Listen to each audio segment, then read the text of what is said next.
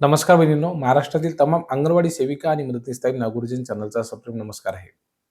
शिक्षकांना, विद्यार्थ्यांना उन्हाळ्यामध्ये साधारणतः 2 महिने सुट्ट्या असतात.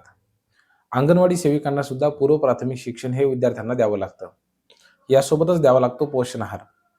मग आता अंगणवाडी सेविकांना सुद्धा नाही 2 महिने, तर किमान 1 महिना तरी उन्हाळी सुट्टी असायला पाहिजे, ही मागणी अनेक दिवसांची आहे.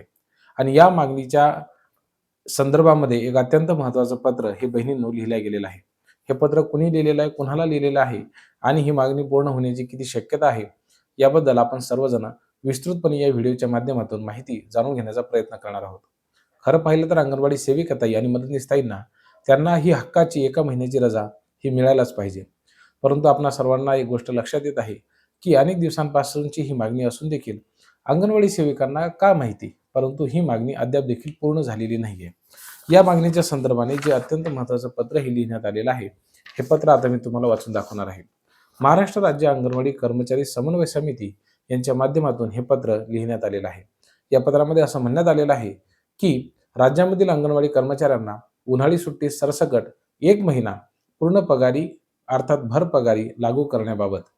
यामध्ये असं म्हणण्यात आलेलं आहे, की आम्ही महाराष्ट्र राज्य अंगणवाडी कर्मचारी समन्वय समितीच्या वतीनं खालील निवेदन सादर करीत आहोत. हे जे निवेदन आहे तर ते विविध कार्यालयामध्ये देण्यास सांगितलेलं आहे आणि मला असं वाटतं, की हे निवेदन जर प्रत्येक कार्यालयामध्ये देण्यात आलं महिला व बालकल्याण विकास विभागाच्या, तर निश्चितच अंगणवाडी सेविकांचा जो काही प्रश्न आहे तर तो मार्गी लागायला त्या ठिकाणी मदत होणार आहे. या पत्रामध्ये असं म्हणण्यात आलेलं आहे, की राज्यामधील एकात्मिक बालविकास सेवा योजनेअंतर्गत साधारणतः 2 लाख अंगणवाडी सेविका आणि मदतनीसताई गेली अनेक वर्ष कार्यरत आहेत. त्यांना दरवर्षी 16-16 दिवस आळीपाळीने उन्हाळ्याची सुट्टी दिली जाते. परंतु राज्यात सध्या तापमानाची तीव्रता लक्षात घेता लहान बालकांच्या आरोग्यावर देखील याचा वाईट परिणाम अथवा विपरीत परिणाम होण्याची दाट शक्यता आहे. त्यामुळं राज्यातील अंगणवाडी कर्मचाऱ्यांना 16-16 दिवस उन्हाळी सुट्टी आळीपाळीने न देता ती संपूर्ण 1 महिना मिळावी. तसेच कोरोना काळामध्ये ज्या पद्धतीनं सुका आहार वाटप केला, अगदी त्याच पद्धतीनं उन्हाळ्यामध्ये देखील सुका आहार लाभार्थ्यांना वाटप करण्याबाबतचा शासनाने निर्णय घ्यावा आणि या मागणीसाठी आपण शासन स्तरावरती पाठपुरावा करावा.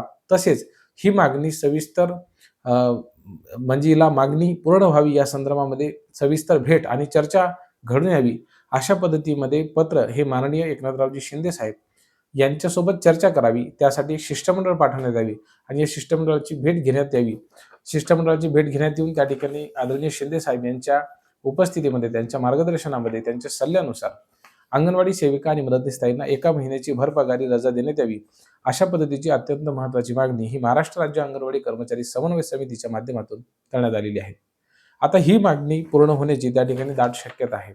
फक्त शासनाला किंवा प्रशासनामध्ये जे अधिकारी आहेत त्यांनी प्रचंड ताकदीनं हा जो काही मार्ग आहे तर तो प्रश्न आहे अंगणवाडी सेविकांचा, तर तो कुठेतरी लावून ठेवण्याची आवश्यकता आहे.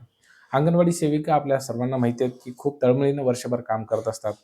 त्यांना किमान काही दिवसांची तरी रजा मिळाली पाहिजे, म्हणजे जेणेकरून पुन्हा फ्रेश होऊन त्या कामाला लागू शकतील. जसं की शनिवार रविवारची सुट्टी असते बँकेमधील कर्मचाऱ्यांना, किंवा शिक्षक असतील तर त्यांना शनिवारचा अर्धा दिवस असतो आणि रविवारी त्या ठिकाणी पूर्ण दिवस सुट्टी असते.